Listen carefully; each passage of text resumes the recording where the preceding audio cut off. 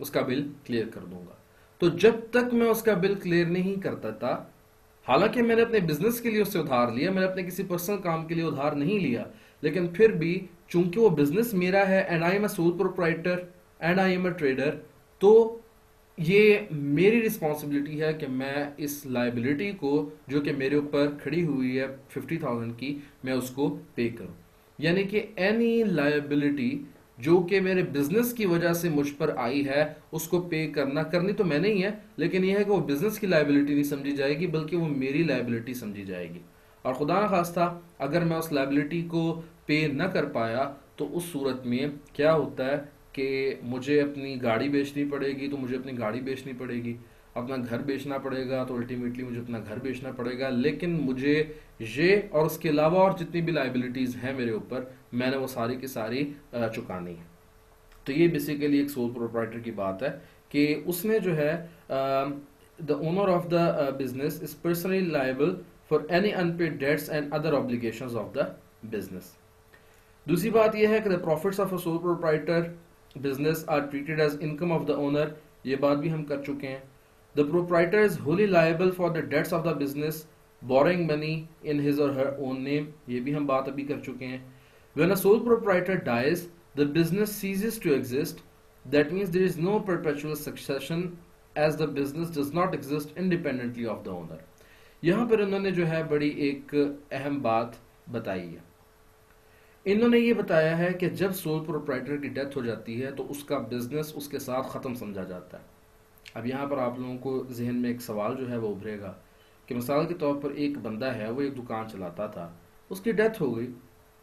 2-3 दिन बाद जब वो शो ख़त्म हुआ, तो उसके बेटे ने जाके दुकान पर बैठना शुरू कर दिया, तो बिजनेस तो ख़त्म नहीं हुआ। तो जनाब अर्ज ये है कि जो उसके बाप का बिजनेस था वो ख़त्म हो गया, अब ये बेटे का बिजनेस है। बात आ रही है समझ में? बिजनेस जो है वो अब उसका बेटा संभाल रहा है, और वो बिजनेस उसके बेटे का है, अब वो बाप का बिजनेस नहीं रहा। लिहाजा बाप का बिजनेस उसकी डेथ के साथ ख़त्म हो गया।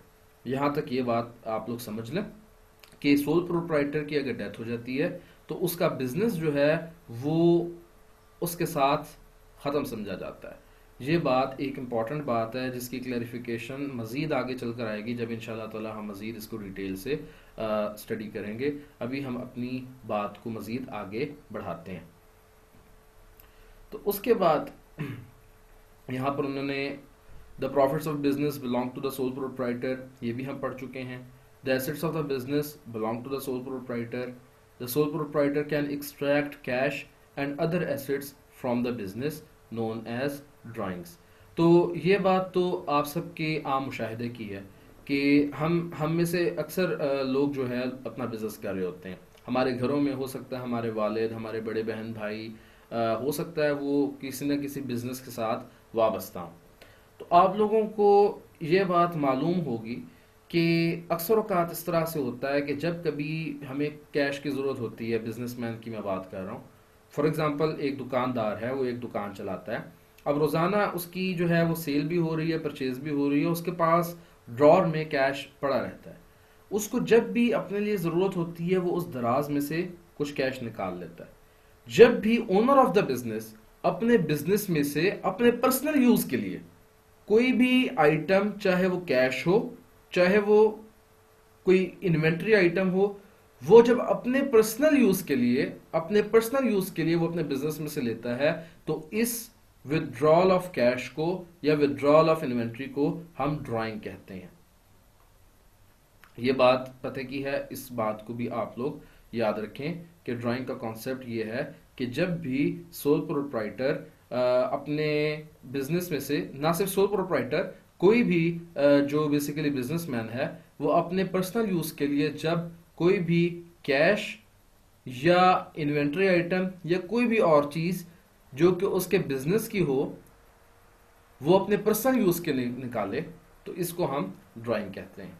यहां तक बात क्लियर हो गई।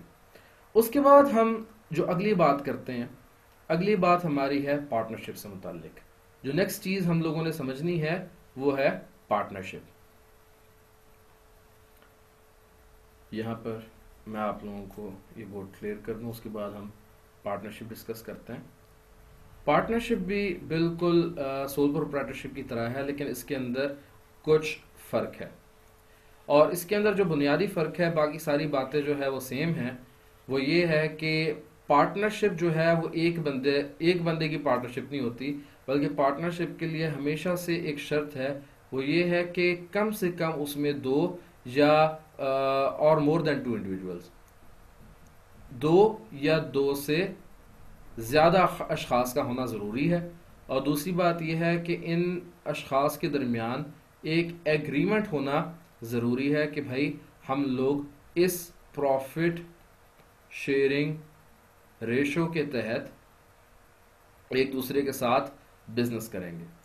अब ये प्रॉफिट शेयरिंग रेशो क्या चीज़ होती है? प्रॉफिट शेयरिंग रेशो उस एग्रीमेंट का नाम है जिसके अंदर दो बंदे, लेट सपोज मिस्टर ए और मिस्टर बी, एक दूसरे से ये मुआहिदा करते हैं कि हम 50% की बेसिस के ऊपर नफ़ा और नुकसान को शेयर करेंगे। This is basically profit sharing ratio. ये ज़रूरी नहीं है कि 50% भी हो, ये 60-40 भी हो सकता है, ये जो है आपका 30-70 भी हो सकता है, ये कुछ भी हो सकता है depending upon the agreement between the partners. तो जो लोग एक दूसरे से पार्टनरशिप एग्रीमेंट के अंदर जो है वो साइंड इन होते हैं, जो उस एग्रीमेंट का हिस्सा होते हैं, जिस तरह इस मुआहिदे के अंदर मिस्टर ए और मिस्टर बी हैं, इनको हम पार्टनर्स बोलते हैं। और पाकिस्तान के अंदर जो लॉ पार्टनरशिप को डील करता है वो है पार्टनरशिप एक्ट 1932। ये जब इंशाल्लाह ताला आप लोग बिजनेस लॉ पढ़ेंगे तो उसके अंदर बाकायदा आपको ये पार्टनरशिप एक्ट 1932 जो है ये भी पढ़ाया जाएगा। आ रही है बात समझ में? पार्टनरशिप के हवाले से कुछ बातें आप लोग याद रखें कि पार्टनरशिप सोल प्रोप्राइटरशिप से इस सेंस में मिलता जुलता है कि कानून सोल प्रोप्राइटर की तरह पार्टनरशिप को भी अलहदा से रिकॉग्नाइज नहीं करता, बल्कि the business as it belongs to the owners partners. ये जो पार्टनर्स होते हैं बिजनेस के मालिकान होते हैं, बिल्कुल वैसे ही जैसे सोल प्रोप्राइटर अपने बिजनेस का इन अ सोल ट्रेडरशिप मालिक होता है। ये भी एक्टिवली इन्वॉल्व होते हैं अपने बिजनेस के अंदर। हो सकता है कोई एक पार्टनर सबके बिहाफ पे बिजनेस देख रहा हो सकता है कि सारे पार्टनर्स जो है वो मिलकर इकट्ठे बिजनेस को देख रहे हो। बहरहाल जो भी इसका प्रॉफिट होता है, ये सारा का सारा प्रॉफिट पार्टनर्स आपस में according to the profit sharing ratio एक दूसरे के अंदर तकसीम कर लेते हैं, आपस में तकसीम कर लेते हैं। इसी तरह अगर बिजनेस के अंदर कोई लॉस जो है वो आ जाता है तो इस लॉस को भी प्रॉफिट शेयरिंग रेशो के तहत आपस में बर्दाश्त किया जाता है। और जो कैपिटल होता है बिजनेस का, बिजनेस करने के लिए जो ये कैपिटल भी बेसिकली ये सारे पार्टनर्स जितने भी होते हैं वो कंट्रीब्यूट करते हैं। अब सवाल ये पैदा होता है कि पार्टनरशिप में कितने पार्टनर्स जो है वो हिस्सा ले सकते हैं। तो इसका इंशाल्लाह ताला जब आप लोग कैफ 3 पढ़ेंगे बिजनेस लॉ तो आप लोगों को ज़्यादा बेहतर अंडरस्टैंडिंग होगी। यहाँ पर अकाउंट से इसका इतना ताल्लुक नहीं है और यहाँ पर तभी मैं इसका जिक्र भी नहीं कर रहा, लेकिन इतना मैं आप लोगों को बता दूँ कि पार्टनरशिप के अंदर एक लिमिटेशन ज़रूर है जो कि कंपनी लॉ ने लगाई हुई है कि पार्टनरशिप के अंदर एक ख़ास अमाउंट से ज़्यादा लोग जो है वो हिस्सा नहीं ले सकते। यानी कि अगर मैं ये कहूँ कि भाई मैं एक पार्टनरशिप बिजनेस रन करना चाहता हूँ और अपने सारे यार दोस्तों को जिनकी तादाद सैकड़ों में है उन सबको मिला लूँ, क्या वो भी पार्टनरशिप करते हैं, so this is not possible. Irrespective there are exceptions, लेकिन वो सारी एक्सेप्शंस और वो सारी जो बेसिकली गाइडलाइंस है लॉ की वो आप पार्टनरशिप एक्ट 1932 में पढ़ेंगे इंशाल्लाह ताला अपने सब्जेक्ट कैफ 3 के अंदर। यहाँ पर भी एक और बात इंपॉर्टेंट मैं आपको बता दूं, और वो इंपॉर्टेंट बात ये है कि जैसे ही किसी भी पार्टनर की डेथ होती है या अगर कोई पार्टनर जो है वो बिजनेस छोड़ के चला जाता है, इसको रिटायरमेंट बोलते हैं। तो जब भी आपका पार्टनर जो है या तो उसकी डेथ हो गई या लेट सपोज वो रिटायर हो गया, यानी कि उसने पार्टनरशिप जो है वो छोड़ दी है किसी भी वजह से या उसको निकाल दिया गया है, तो उस सूरत के अंदर आपकी जो पार्टनरशिप है ये it should be deemed finish. बिल्कुल इसी तरीके से जिस तरीके से आपकी सोल प्रोप्राइटरशिप आपके सोल प्रोप्राइटर की मौत के साथ या उसके बिजनेस को बंद कर देने के साथ खत्म समझी गई थी। इसमें यह चीज है कि आपका जो बिजनेस है वो पार्टनर्स के साथ है। 3 पार्टनर्स थे, एक पार्टनर बिजनेस छोड़कर चला गया या उसकी डेथ हो गई या किसी वजह से तीनों पार्टनर्स ने मशवरा किया कि भाई इस बंदे को जो है वो निकाल देना चाहिए, तो उस सूरत के अंदर अब जो दो बंदे बाकी रह गए वो एक नई पार्टनरशिप एग्रीमेंट बनाएंगे, एक नया प्रॉफिट शेयरिंग रेशियो जो है वो उसका इंतखाब करेंगे और नए सिरे से अपना एक बिजनेस स्टार्ट करेंगे। बिजनेस वही होगा, ऑपरेशंस वैसे ही रहेंगे, लेकिन कागजी कार्रवाई जो है वो बिल्कुल ऐसे की जाएगी गोया के एक नया बिजनेस इस्टेब्लिश हुआ। तो ये कुछ चीज़ें मुश्तरक थी पार्टनरशिप के अंदर और सोल प्रोप्राइटरशिप के अंदर।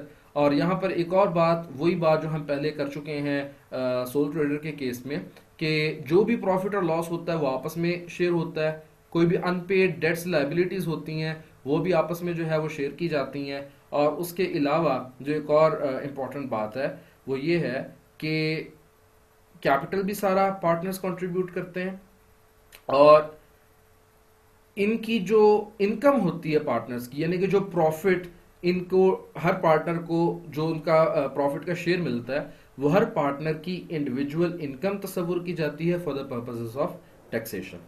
यहाँ तक बात जो है आप हजरात समझ लें। इंशाल्लाह ताला अपने अगले लेक्चर के अंदर हम लोग डिस्कस करेंगे कि एक कंपनी जो है वो क्या होती है और एक कंपनी के अंदर ऐसी क्या खसूसियात हैं कि वो पार्टनरशिप से और सोल प्रोप्राइटरशिप से मुख्तलिफ होती है। टिल देन, अल्लाह हाफिज़।